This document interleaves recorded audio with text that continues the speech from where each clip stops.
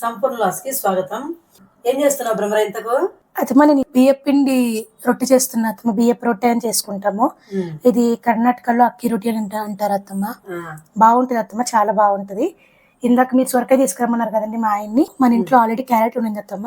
సొరకాయ క్యారెట్ తురిమి పెట్టుకున్నాను అత్తమ్మ. ఇది కొత్తిమీర, కరివేపాకు. ఇందులో కొత్తిమీర ఎంత వేసుకున్నా అది టేస్టీగా ఉంటుంది అత్తమ్మ.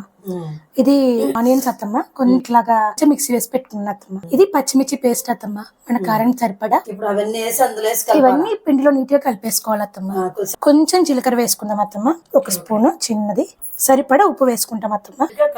నీట్ గా కలిపేసుకున్న తర్వాత మనము తడి చూసుకుని నీరు పోసుకుందాం అత్తమ్మ. ఎందుకంటే సొరకాయలో వాటర్ ఉంటుంది కదండి. ఇలా పిండి కలిపేసుకుని ఇలా చిన్నగా రౌండ్స్ ఇట్లా బాల్స్ చేసి పెట్టుకున్నాం అనుకోండి అత్తమ్మ. చేస్తున్నప్పుడు కాస్త ఈజీగా అయిపోతుంది అత్తమ్మ, త్వరగా అయిపోతుంది. ఇదిగోండి ఇలాగా మొత్తం ఇలా స్ప్రెడ్ చేసుకుని తట్టేసుకోవాలండి నీట్ గా. నాకు తట్టడం అంత బాగా రాదు.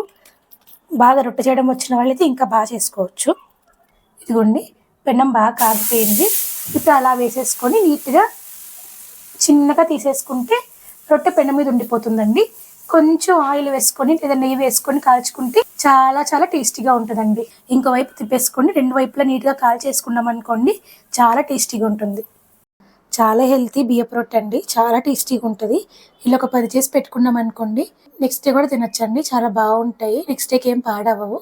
2 days వరకు బాగానే ఉంటాయండి.